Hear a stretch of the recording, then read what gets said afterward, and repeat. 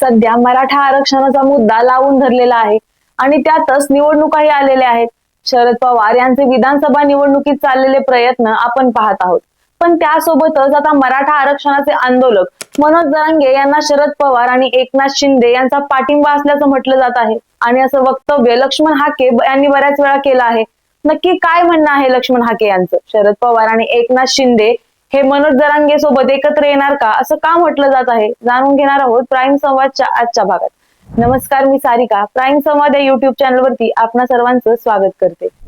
काही दिवसांपूर्वीच लक्ष्मण हाके यांनी राष्ट्रवादी काँग्रेस शरदचंद्र पवार पक्षाचे अध्यक्ष शरद पवार यांच्यावर गंभीर आरोप केले आहेत. शरद पवार हे मनोज जरांगे यांना शांतपणे आणि पडद्यामागून पाठिंबा देत आहेत, असा आरोप लक्ष्मण हाके यांनी माध्यमांशी बोलताना केला. शरद पवार हे ओबीसी आरक्षणाकडे संवेदनशील भावनेने पाहत नाहीत, असा माझा त्यांच्यावर आरोप आहे. शरद पवार महाराष्ट्राचे जाणते नेते आहेत.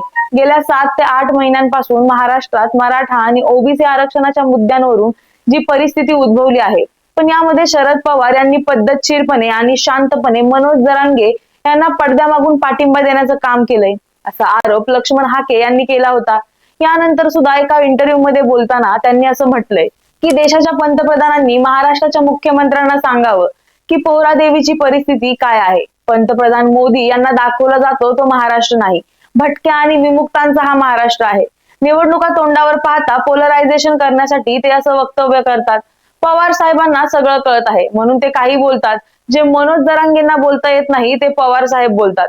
मनोज जरांगे म्हणजे शरद पवार, शरद पवार म्हणजे मुख्यमंत्री एकनाथ शिंदे. पुढे तिघे एकत्र आले आणि सीएम एकनाथ शिंदे झालं तर काही खरं नाही, असं म्हणत ओबीसी नेते लक्ष्मण हाके यांनी परत एकदा यांच्यावरती निशाणा साधला आहे. मराठा आंदोलक मनोज जरांगे पाटील हे दसरा मेळावा घेणार असल्याचं बोललं जात आहे. यावर देखील ओबीसी नेते लक्ष्मण हाके यांनी भाष्य करत टीका केली आहे. महाराष्ट्रात मेळावे खूप आहेत, लाखोंचे मेळावे बघायला महाराष्ट्रात आमच्याकडे तुम्ही या. अशा प्रकारे मेळावे घेऊन दहशत निर्माण करण्याचा प्रयत्न होत आहे. मात्र ओबीसी देखील जशाच तसं उत्तर त्यांना देतील, असं आव्हान देत हाके यांनी टीका केली आहे.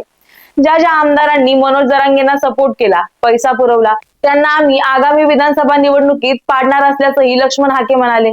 आमच्याकडे सर्वांची यादी आहे. ओबीसी जनता ओबीसींनाच मदत करेल. या बांडगुळ्यांना कोणीही मदत करणार नाही.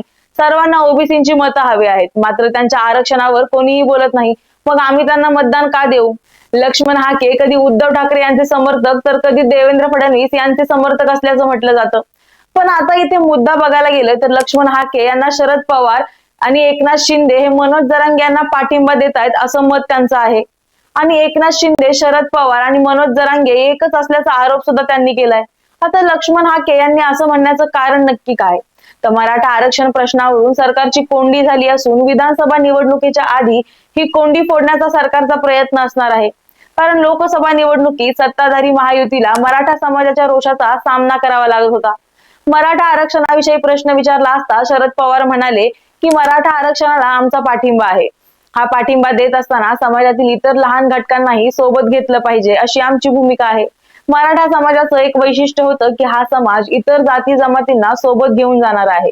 अगदी शिवछत्रपतींच्या काळापासून बघितलं तरी 18 पगड जाती धर्माच्या लोकांना सोबत घेऊन रयतेचं राज्य उभा करण्याचा आदर्श शिवछत्रपतींनी घालून दिला आहे. आणि तीच भावना आजही समाजातील सर्व घटकांमध्ये आहे. त्यामुळे मनोज जरांगे यांची आरक्षणाची मागणी योग्य आहे. आणि ही मागणी करत असताना इतर समाजातील लोकांचा विचार करावा, अशी भूमिका अनेकांनी मांडली आहे. विशेषतः जरांगे पाटील यांनी स्वतःही अशी भूमिका मांडली आहे. त्यांनी सांगितलं की धनगर, मुस्लिम, लिंगायत अशा इतर समाजालाही आरक्षण मिळावं. त्यामुळे सर्व लहान घटकांना सोबत घ्यावं, असं आमचं म्हणणं आहे, अशा शब्दात शरद पवार यांनी आपली भूमिका स्पष्ट केली आहे. आता त्यांच्या या वक्तव्यावरून शरद पवार यांनी उघड उघड आपला पाठिंबा मराठा आरक्षणाला दर्शवला.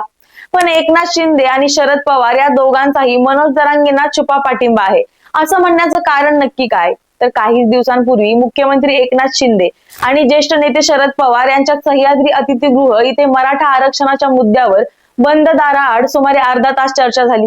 या भेटीचा तपशील अधिकृतरित्या समोर आला नसला तरी मुख्यमंत्र्यांनी मराठा आरक्षणाचा पेच सोडवण्यासाठी आणि राज्यात जातीय सलोखा टिकवण्यासाठी सरकारला सहकार्य करावं, अशी विनंती शरद पवारांना केल्याचं समजतं.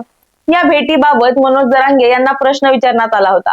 तेव्हा पत्रकारांशी बोलताना मनोज जरांगे यांनी शरद पवार आणि मुख्यमंत्री एकनाथ शिंदे यांच्या भेटीबाबत प्रतिक्रिया विचारण्यात आली. शरद पवार यांनी एकनाथ शिंदे यांची भेट घेतली. मात्र त्यांच्या भेटी दरम्यान काय झालं हे मला सांगता येणार नाही. नेमकी त्यांची भेट कशासाठी झाली हेच मला माहित नाही. आरक्षणासाठी जर झाली असती तर आतापर्यंत बातमी नक्कीच समोर आली असती. सरकारचे प्रतिनिधी कोणी आले नाही तरी मला काही वाटत नाही आणि आम्हीही त्यांना बोलवणार नसतो असं मनोज जरांगे यांनी म्हटलं. त्यासोबतच ते असंही म्हटले की मुख्यमंत्र्यांनी जो निर्णय घेतला त्याबद्दल त्यांचं खरंच खूप कौतुक करतो. इथून मागेही मी सांगत होतो की मराठ्यांना आरक्षण मुख्यमंत्री देऊ शकतात, ते फक्त एकनाथ शिंदे साहेबच. म्हणून सांगतो, आरक्षण लवकर द्या, तुम्ही उशीर करू नका. समाजाचे हाल झाल्यानंतर आरक्षण देऊ नका. द्यायचं असेल तर लवकरात लवकर द्या. मुदत वाढ देत असताना एसबीसी, कुणबी आणि ईडब्ल्यूएस हे तीनही ऑप्शन खुले ठेवा, म्हणजे मराठ्यांचं पोर मागे राहणार नाही. ज्या मराठ्यांची नोंद सापडली त्या मराठ्यांना, म्हणजे मागेल त्या मराठ्यांना प्रमाणपत्र द्यायचं, हे सगळं मार्गी लावा आणि तीनही गॅजेट लवकरात लवकर लागू करा, अशी मागणी मनोज जरांगे यांनी केली होती. आणि याच पार्श्वभूमीवर मनोज जरांगे, शरद पवार आणि एकनाथ शिंदे एकत्र येणार असल्याच्या वावड्या उडत होत्या. मात्र वंचित बहुजन आघाडीने मुख्यमंत्री पदाचा उमेदवार म्हणून दिलेलं स्थान सुद्धा मनोज जरांगे यांनी धुडकावून लावत आपल्याला राजकारणात रस नसल्याचं सांगितलंय. पण जसं लक्ष्मण हाके म्हणत आहे तसं खरंच जरांगे, शिंदे आणि पवार एकत्र येऊन एक चौथीच आघाडी तर स्थापन होणार नाही ना? याबद्दल तुम्हाला काय वाटतं हे आम्हाला कमेंटमध्ये नक्की सांगा आणि प्राईम संवाद या युट्यूब चॅनलला सबस्क्राईब करायला विसरू नका. धन्यवाद.